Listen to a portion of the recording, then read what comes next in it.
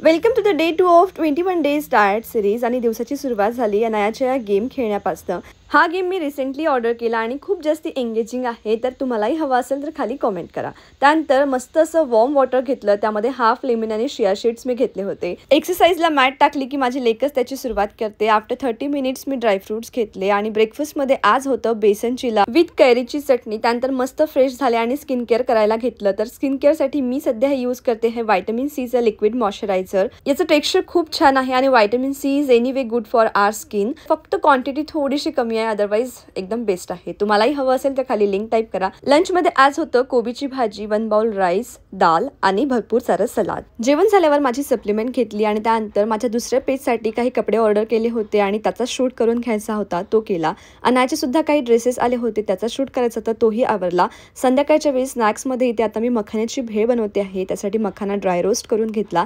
मखाण्याची भेळ enjoy केली आणि सोबतच थोडीशी ब्लॅक कॉफी घेतली।